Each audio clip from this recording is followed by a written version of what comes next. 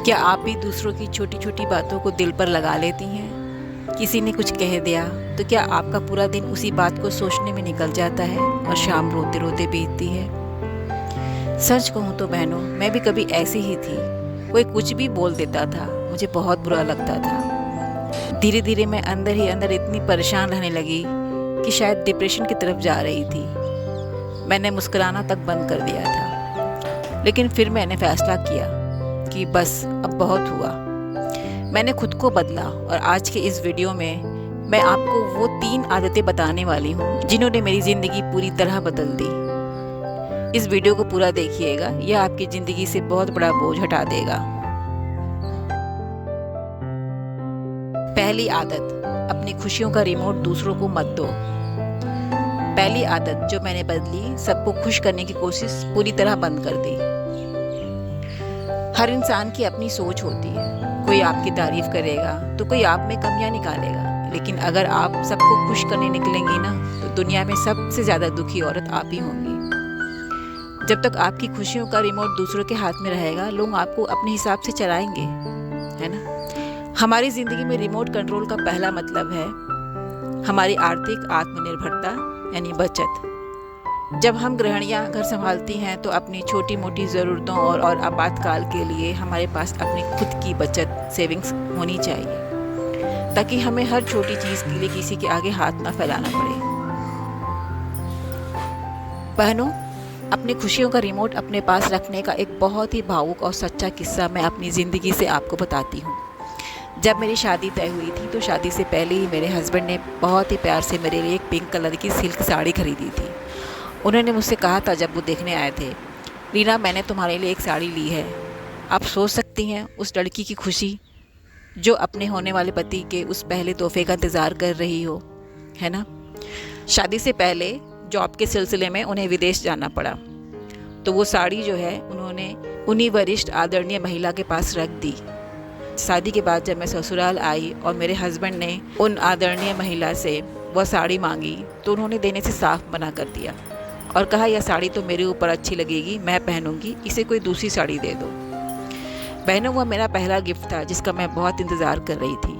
मैं चाहती तो उस दिन हंगामा कर सकती थी, लड़ सकती थी कि मेरी साड़ी मुझे वापस करो, यानी मेरी साड़ी मुझे दे दो। लेकिन मैंने देखा कि अगर मैं लड़ूंगी तो घर की सुख शांति बिगड़ेगी और हस्बैंड भी धर्म संकट में पड़ जाएंगे। मैंने अपने हस्बैंड से कहा कोई बात नहीं, आप मेरे साथ हैं, साड़ी फिर मिल जाएगी। फिर उन्होंने, उन आदरणीय महिला ने मुझे एक लाल रंग की सितारे वाली साड़ी होती है ना, वो लाकर मुझे दी। यह तुम पहनो। मैंने मुस्कुराकर उनके पैर छुए और वो साड़ी ले ली। मैंने अपनी खुशी की चाबी उनके हाथ में नहीं दी। उनके इस व्यवहार से मैं अपनी नई नई शादी और मन की शांति बर्बाद क्यों करूं? और जानते हैं बहनों, ईश्वर का न्याय क्या होता है। शादी के लगभग 8 से 10 साल बाद उन्होंने साड़ियों का एक बंडल मेरे हस्बैंड को दिया कि इन्हें किसी ज़रूरतमंद को दे आओ। जब मैंने वह पैकेट खोला तो उसमें वही पिंक सिल्क साड़ी रखी थी। मैंने उस साड़ी को पहले कभी देखा नहीं था, लेकिन सामने बंडल में से वो साड़ी मैंने पहचान ली। उस साड़ी, उस दिन जब वो साड़ी मेरे हाथ में आई तो मैं भावुक हो गई। जिस खुशी को उन्होंने मुझसे छीनने की कोशिश की थी ना, वह मैंने उन्हें छीनने नहीं दी। मैंने उस साड़ी को ड्राई क्लीन कराया और आज भी मैं उसे बहुत प्यार और सम्मान से पहनती हूँ, क्योंकि वो मेरे हस्बैंड का पहला गिफ्ट है। दूसरी आदत, हर बात की सफाई देना बंद कर दो। दूसरी आदत, हर बात में खुद को सही साबित करना और सफाई देना बंद कर दो। जो आपको समझते हैं ना, वहाँ सफाई की ज़रूरत ही क्या है। और जो आपको समझना ही नहीं चाहते, वहाँ आप लाख सफाइयाँ दे दें, चीखें चिल्लाएं, उन्हें कोई फ़र्क नहीं पड़ने वाला।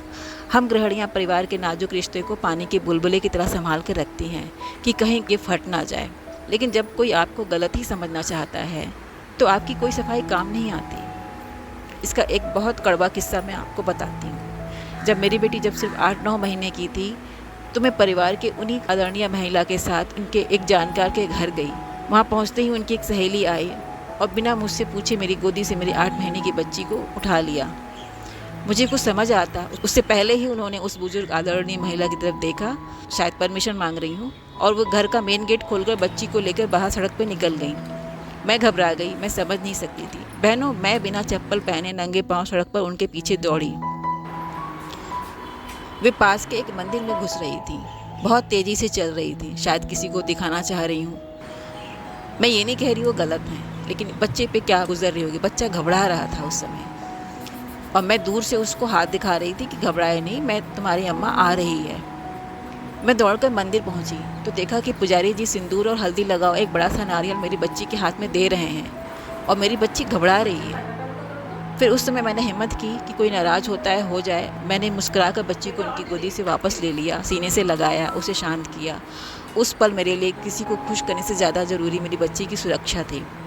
जब वापस बच्ची को लेकर मंदिर से हम घर पे आए तो मैंने उन आदरणीय महिला को गुस्से में देखा जो मुझे गुस्से में देख रही थी। उन्हें बुरा लगा कि मैंने उनकी सहेली के हाथ से बच्चा क्यों ले लिया। जब शाम को मेरे हस्बैंड लौटे तो मैंने एक माँ होने के नाते और उनका एक पिता होने के नाते सारी बात की जानकारी देनी चाहिए, सारी बात उन्हें बताई। हस्बैंड तुरंत उठे और बात करने गए उस बुज़ुर्ग महिला से, क्योंकि ये उनके लिए भी बुरा था। तो वो बुज़ुर्ग महिला, पता है क्या हुआ, रूम से बाहर निकली, मैं किचन में थी, मेरे ऊपर ही चीखने चिल्लाने लगी। वो शब्द तो मुझे याद भी नहीं है क्योंकि मैं सुन नहीं सकती, और रोने लगी। उन्होंने मेरे ऊपर सीधे इल्ज़ाम लगाया कि ये सब झूठ बोल रही है, इसका मकसद सिर्फ हम दोनों के बीच में दूरी लाना है, झगड़ा करवाना है। उस समय उम्मीद कर रही थी कि मेरे हस्बैंड कम से कम एक बार मुझसे पूछेंगे ना, या मेरा पक्ष लेंगे ना, लेकिन उन्होंने कुछ नहीं कहा। उन्होंने पलट कर मेरी तरफ ही देखा और उस एक नज़रियात ने मुझे सब समझा दिया। मैं समझ गई कि वे उसी इंसान पर यकीन करेंगे जिनके साथ वे बचपन से रहे हैं। मैं तो आज की आई हुई नई बहू हूँ। उस दिन मेरा दिल टूट गया बहनों, लेकिन मैंने कोई सफाई नहीं दी। मैं शांत हो गई। ऊपर वाला सब देख रहा है, मेरी नीयत साफ़ है, मेरी बच्ची सुरक्षित है, और मुझे क्या चाहिए। तीसरी आदत, जिसे बदल नहीं सकती उसकी चिंता और उम्मीदें छोड़ दो। तीसरी आदत, दूसरों को बदलने की कोशिश मत करो बहन, और उम्मीदें लगाना छोड़ दो। हम अक्सर यह सोचकर दुखी रहते हैं कि सामने वाला इंसान बदल क्यों नहीं जाता, वह मेरे साथ प्यार से बात क्यों नहीं करता। लेकिन बहनों, जिसे हम बदल नहीं सकती ना, उसकी चिंता और उससे उम्मीदें रखना छोड़ देना ही अपनी मानसिक शांति का रास्ता है। मैं आज भी अपनी तरफ से पूरी कोशिश करती हूँ कि जब वो बुज़ुर्ग आदरणीय महिला मेरे पास आए तो मेरे लिए हर दिन इस बात से गुजरता है कि वो खुश हो जाए। जब भी वो मेरे घर आती हैं, मैं अपना खाना पीना भूल कर उनकी सेवा में लगी रहती हूँ, उनकी मनपसंद की चीज़ बनाती हूँ। अपनी बेटी लक्ष्मी से कहती हूँ कि देखो बेटा, इन्हें कोई तकलीफ़ नहीं होनी चाहिए। अब जब ये यहाँ पे आई हैं, ये वापस ना जाएं, अब ये तुम्हारी जिम्मेदारी है। मैं ये भी कहती हूँ, और मैं सब कुछ उनके हिसाब से ही संभालने की कोशिश करती हूँ जिससे सब कुछ सही हो जाए। लेकिन सच कहूँ तो बहनों, मेरे मन में एक छोटा सा लालच रहता है, एक उम्मीद रहती है कि एक दिन वे आकर मुझसे कहेंगी, बेटी आओ मेरे पास बैठो। और मैं करती रहती हूँ। जब कई दिनों तक सब कुछ ठीक चल रहा था, सब कुछ शांति से चल रहा था, अच्छे से चल रहा था, उन्हें कोई शिकायत नहीं हुई मुझसे, तो मुझे लगा कि शायद अब सब कुछ बदल गया है, मुझे वो शब्द सुनने को मिल जाएंगे। शायद उनके दिल में मेरे लिए प्रेम आ गया है और वे बदल गई हैं। मैं बहुत खुश थी।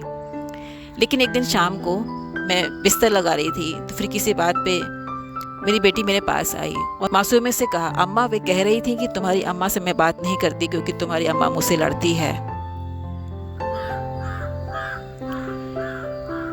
उस दिन मेरा दिल टूट गया बहनों।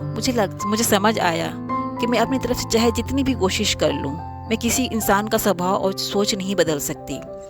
जो जैसा है वो वैसा ही रहेगा। उस दिन मैंने ठान लिया कि जिसे मैं बदल ही नहीं सकती, उससे अब मैं कोई उम्मीद नहीं रखूंगी। आज मैं अपना कर्तव्य पूरा करती हूँ, लेकिन दिल से कोई उम्मीद नहीं लगाती। जब उम्मीद खत्म हो जाती है ना, तो दर्द होना भी बंद हो जाता है। और शायद वो शब्द मुझे सुनने को कभी नहीं मिलेंगे कि बेटी आओ मेरे साथ बैठो। खैर, हमेशा की तरह बहनों, मैं यहाँ पे एक बात साफ साफ कहना चाहती हूँ कि दुनिया के सबसे अच्छे हस्बैंड हैं मेरे और आपके, है ना।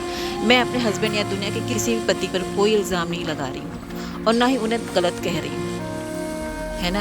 आखिर उनकी वजह से तो हम पत्नियाँ हैं। हस्बैंड के ऊपर ना बाहर की, पैसों की, समाज की, सोसाइटी की और पता नहीं क्या क्या, परिवार की 1000 जिम्मेदारियाँ होती हैं।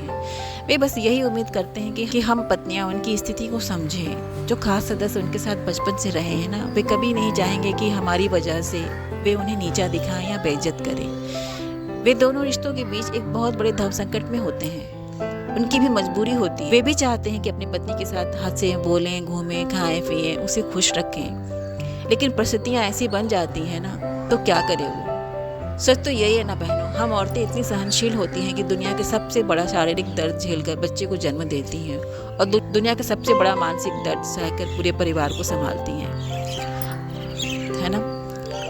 आखिर में सच तो यही है ना कि उन्हीं की वजह से तो हम पत्नी हैं और हमारा घर है। इसलिए मैं किसी को ब्लेम नहीं करूँगी, बस अपनी मानसिक शांति चुनती हूँ। उनके सामने भी जब धब संकट आता है तो हम पत्नियाँ ही होती हैं जिनसे पति उम्मीद करते हैं कि हम समझ जाएंगे, है ना।